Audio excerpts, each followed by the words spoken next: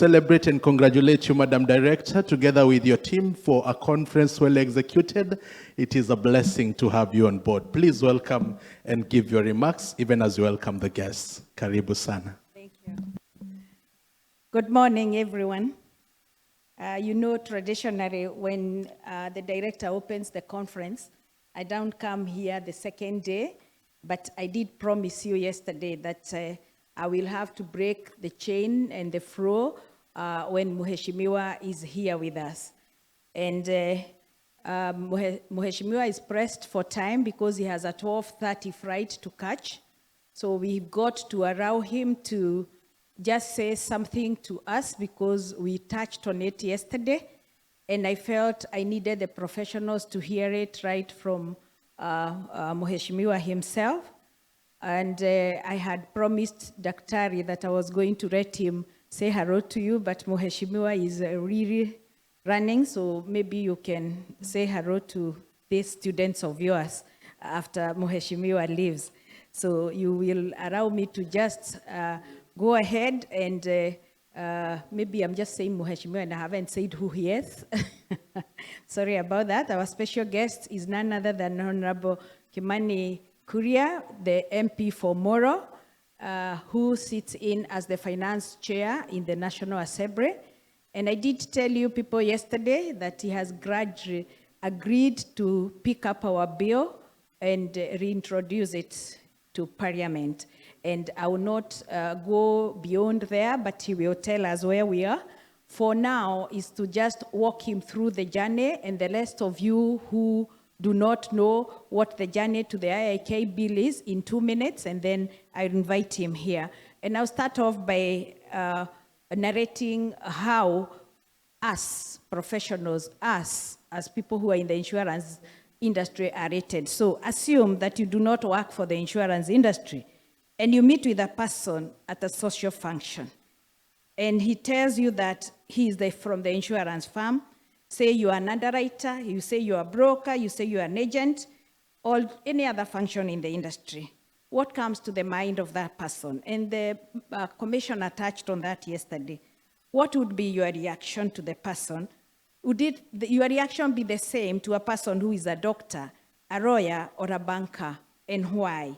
People who work in the insurance industry have to contend with comments like, you insurance people are conning. You people look for excuses to pay for a claim. Others not so pleasant comments.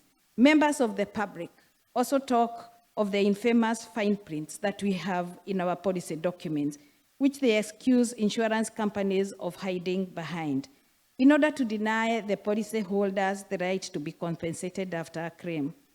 In short, members of the public in this country have no respect at all for the insurance industry. The biggest problem is trust. Why professionals? That's the question that we need to ask ourselves today. Most Kenyans only buy insurance, but they have to buy, that is motor, because it is still a compulsory class. Members of the public view insurance people with a lot of suspicion. It is no wonder that the penetration rate of Kenya is below 4%. Someone said that it is only insurance where we have quacks that are allowed to operate. That scenario has to change, and the bill is coming to change that scenario. In other professional areas, the rules are very clear about what you do. And I want to narrate the accountants and they are next door to us. It does not matter if you're an accounts clerk in a department, how many years you prepare the books of accounts. He will never call himself an accountant until he has passed all the prescribed papers and is admitted to the Institute of Certified Public Accountants of Kenya, that is ISPAC. The relevant institute for the accountant, that is ISPAC. He cannot practice as an auditor unless he has registered with ISPAC. Similarly, a lawyer is only recognized as an advocate once he has passed the relevant examination and has admitted to the professional body, the Law Society of Kenya. He cannot practice as an advocate without license from the Law Society of Kenya. The professionals in any field are the custodians of the professional standard of the profession of insurance and should not be an exception. But is that the case in the insurance industry? I am sorry not. Your bet is as good as mine. As professional, a professional cannot be called a professional unless it is regulated. The question is, what is the role of the insurance professional body, that is IIK, in ensuring that the profession is respected, not just locally, but internationally? Mheshimiwa, that is the problem we have, because we have people calling themselves insurance professionals, not by any examinations, but by practice. What is a profession? The website dictionary says that someone who does a job that requires special training, education or skill, someone who is a member of the profession, someone who has a lot of experience or skill in a particular job activity. Any attempt to change the reputation of the insurance industry and increase its penetration in this country must first address the players in the industry, especially those purporting to be professionals. These professionals must have the right skills and competencies and enable them effectively to serve his customers. Over and above that, he must be a person of high ethical behavior. Majority of the players in the insurance industry are qualified and are ethical. However, it is the few, and Mheshimiwa, I'm repeating, we have a few who are not qualified and are not ethical, who spoil the reputation of this industry. It is quite evident that the insurance professional lacks a voice. The impact of the professional is not felt in the industry. Insurance is no longer carried out as a profession, but only as a business enterprise. There is an urgent need for the insurance profession to reclaim his position and ensure that the professional regains its lost glory and reputation. This can only happen if the profession has a legally recognized professional body. Mheshimiwa, I repeat again, this can only happen to us if we have a legally recognized body. In addition, the insurance profession has to be ascribed to a set of regulations that is a code of conduct. This IIK was born in 1948, Mheshimiwa, as an affiliate of the Chartered Insurance Institute of London. In 2002, it was registered as a society by the Registrar of Society. It is recognized as the umbrella body of all insurance professionals. The role of any professional body are to prescribe and conduct professional examinations for those aspiring to be members, register the members, run CPD programs, and discipline the members. It is also expected to be the authoritative voice on matters regulating the profession. It can only fulfill that mandate effectively if it has a legal backing, and that is what we are lacking, Mheshimiwa. To date, there is no act of parliament that recognizes the existence of the Insurance Institute of Kenya. This has been impediment to the institute to fulfilling its mandate to its members and the insurance professional body and the insurance industry as the journey to legal recognition. In view of the forthgoing, Mheshimiwa, the IIK embarked on the journey towards attaining legal recognition in 2002. However, there were a number of impediments which hindered the smooth progress.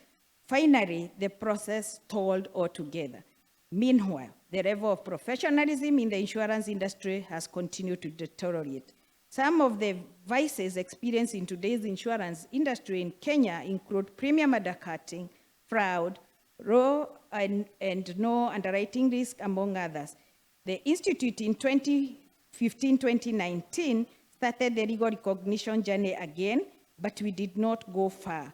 We managed to go through Parliament for the first reading, the second reading, the third reading, but it was never, the President never ascended into the bill. And therefore, Mheshimiwa, it is us now here again requesting you to pick up the mantle and please help us to make this bill into law. And without much ado, may I, professionals, bring you Mheshimiwa Honorable Kimani Kuria to tell us how he's going to help us achieve this. Thank you.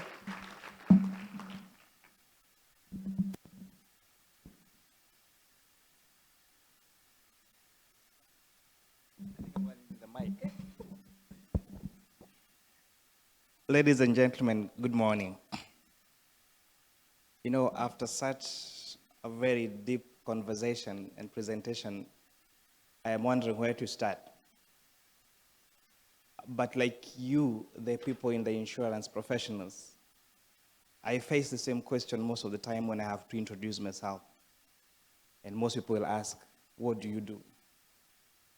And I would say, I do the most hated job. And they'll say, don't tell me you're a policeman. And I'll say, no. The other one, oh, don't tell me you're a politician. So we are on the same verge where everybody thinks many people in the insurance sector are cons. And most of you imagine the only thing we do as politicians is make noise and not get any job done. Having said that, I was trying to find out when my good lady here invited me to speak with you. I was supposed to join you yesterday, but we have started a conversation about a national tax policy. So we had public hearings the whole of yesterday that went late into the night. We're trying at least to make sure that we have a predictable environment, both a tax environment and a working environment where you can know that your taxes will not change ideally within the next 1 or 2 or 3 or 5 years. And if you check on all the other matters in the financial sector, then you'll find there is a guiding principle or there is a guiding policy. And that, for some reason, has never been in Kenya. We've never had a national tax policy. So that's a document we're working on. Hopefully, it will be done in the next 2 or 3 weeks, and that will guide, therefore, the conversation we're going to have in future on matters taxation. You are in a very sensitive profession. And more so if you're doing insurance in Kenya or in Africa. I was trying to find out how insurance started.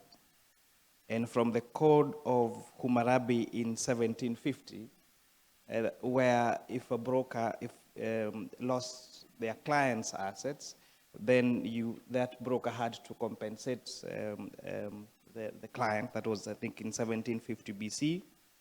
To the general averages in 1000 BC, where this is about the citizen of Greece and the merchants, and that where merchants again were required to pay some percentage of the loss if your goods were lost.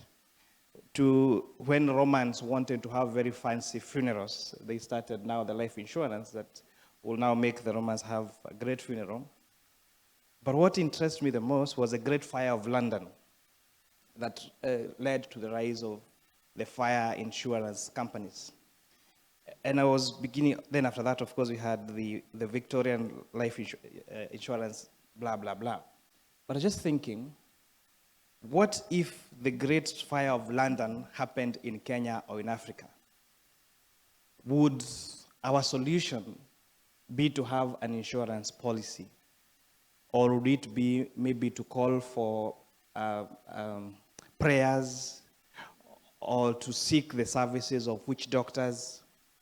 And I think if we start from the thinking of insurance from that angle, that this is something foreign, it is not something we like, it is not something we enjoy, because if we would take out the legal requirement of you having to insure your vehicle, even some of you here will not pay up you not have your vehicles insured, because we have to make it compulsory for people to take up insurance services.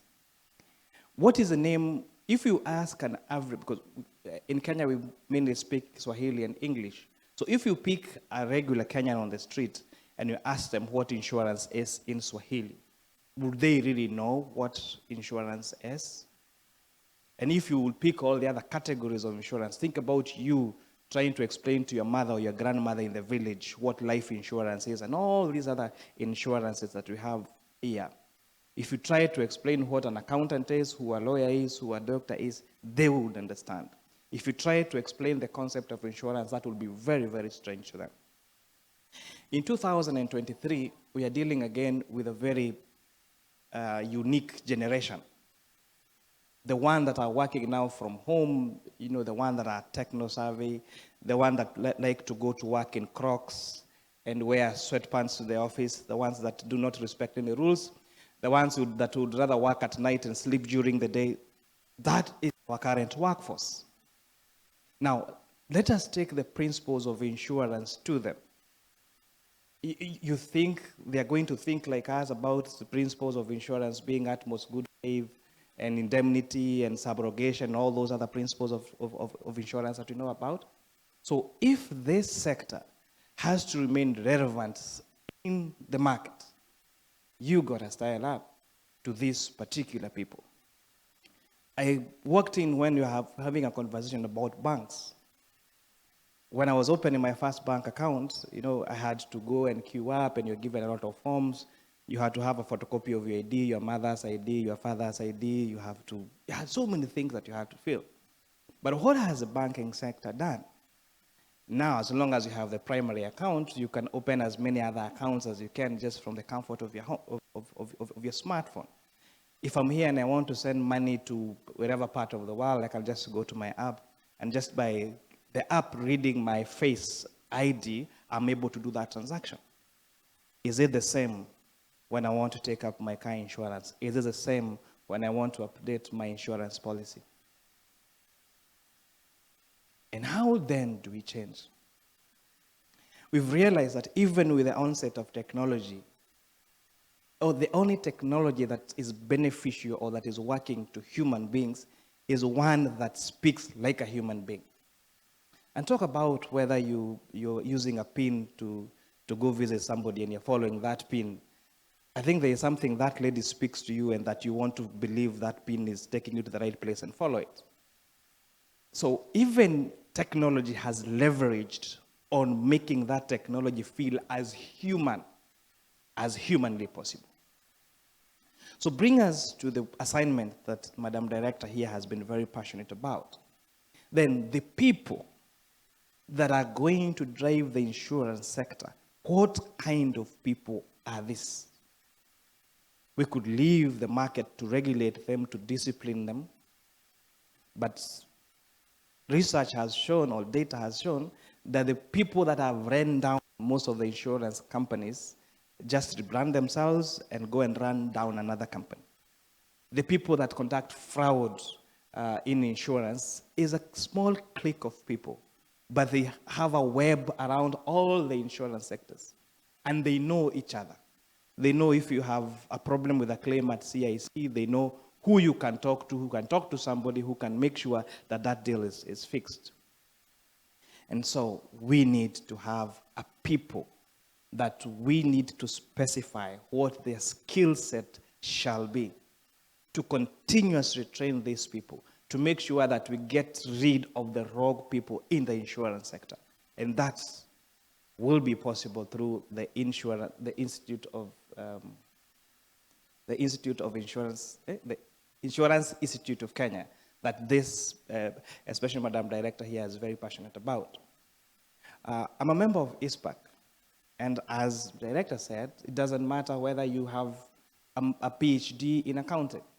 You still have to sit for your CPA exams. You still have to be up to date with your CPD hours. And most appointments, including government positions that require somebody to have an accounting profession, they specify that you must be a member of the institute, and not just being a member, you must be a member in good standing. So if that is a person keeping the books, if that is a bazaar in a primary school, in a college, or in a university, then what about the people that we are trusting with our life insurance? Then what is that person who we are trusting with all our life savings, our homes, our mortgages? These people certainly need to be regulated. I congratulate the Institute for the efforts they've made. In the 12th Parliament, the bill came through. I was serving in the Committee of Finance and National Planning. Then as just a member, we approved it. But then, of course, when it went to His Excellency, the former President, for assent, he returned the bill to Parliament.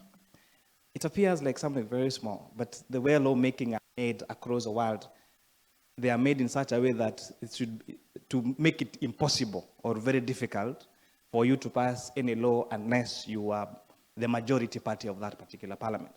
Because despite that bill having gone through the reading and just on the final stage of assent coming to parliament, so the only thing parliament could do to disagree with the president would be to raise 2/3 majority present at the House, and the 2/3 majority to vote against the member by the president, which is technically impossible. If again it starts again, that life again, this particular parliament, and it comes through as stakeholders bill, as it was a few weeks ago, the normal life of that bill will again take 6 years. So by the time we are going to third reading, we'll be on 2028, and we'll be dealing again with a new administration. But considering that I may not be an insurance professional, but I'm a friend of many of you here in the room. I can see Carol here. I've known her for very, very many years. I can see Wango. We were in master's class together. The CEO of Pioneer Insurance is from my village. Not to mention, I just met her here, but let me just brag that the CEO of Pioneer Insurance is my village mate. I have many friends of you in this profession. And if then you want us to do this, we shall get it done. The Committee of Finance and National Planning has adopted your bill as a committee bill. So it's now the property of the Departmental Committee on Finance and National Planning, and I hope in the next year's conference I will report that you probably will have gone through at least the second or the third reading awaiting assent by His Excellency the President. So I thank you, I congratulate you, and again, if we regulate the people that sign checks, that keep our books, what do we need to do with those that take care of our life, or those that we trust with our life insurance policies and our many years of hard work, our homes and our investments? I thank you very much and have a good morning.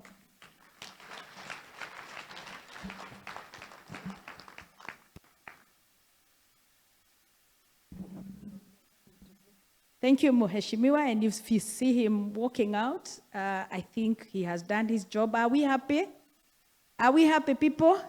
What do we tell him? Let me give the MC we do for him the 5 factorial and tell him we are right behind and we will do whatever it takes to assist you. So when the bill is put on the paper for stakeholders to give their views, kindly let us all give our views to enable him to move. Thank you.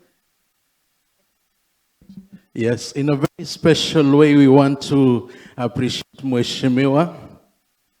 I am glad that you've been able to join us, even after that schedule you had yesterday. And I'm glad that you have made a commitment to ensure that this happens. And we pray that in our conference next year, we will report the good news you've assured us. A big round of applause one more time for Mheshimiwa. And we're going to do our appreciation in a very nice way. Being in insurance professionals, you know, we've heard that you are from the accountant section, not to iceberg. They're actually next here. You may meet most of them on your way out. Just tell them you didn't come for them this one. You are here with us. We are the ones.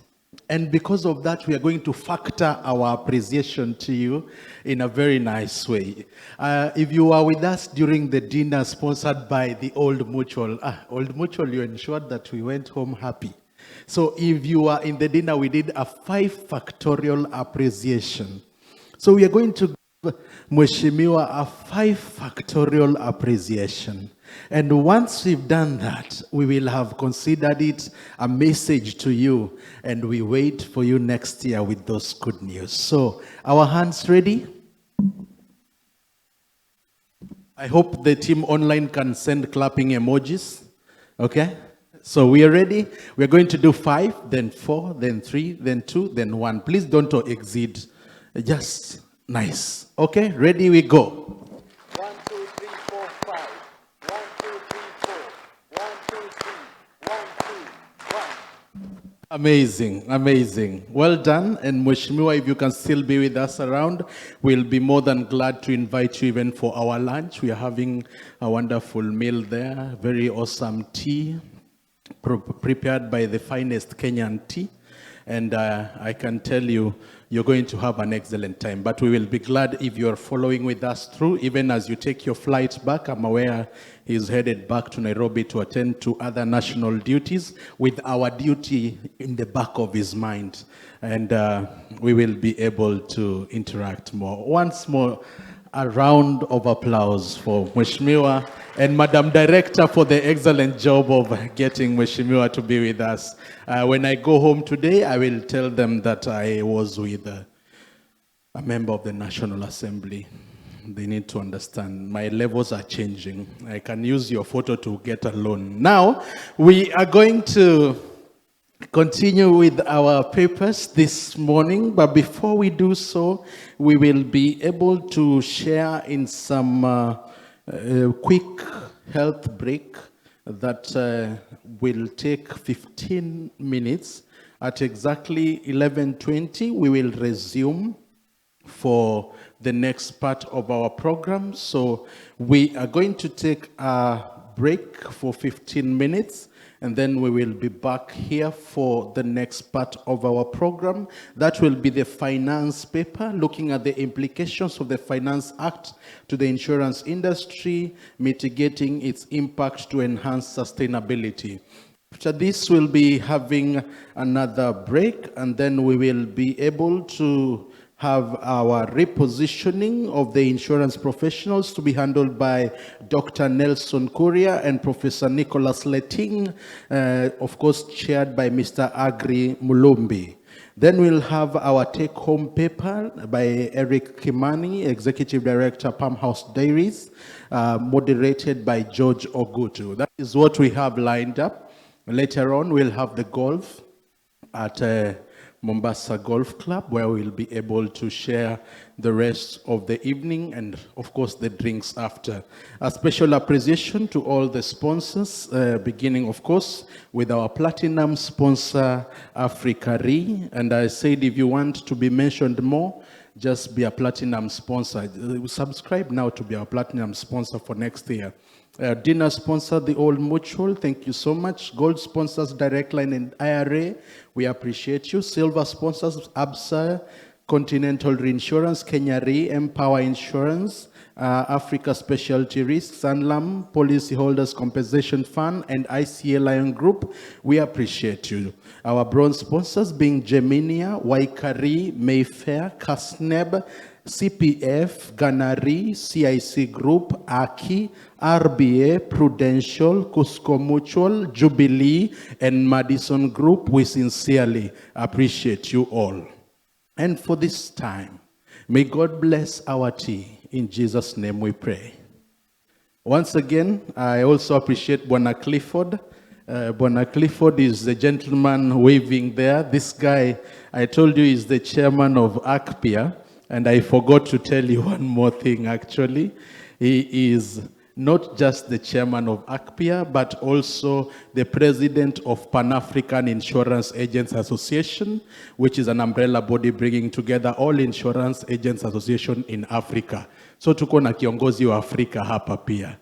We sincerely appreciate you all, and may God bless you even as you enjoy your tea break. See you at exactly 11:25. Thank you.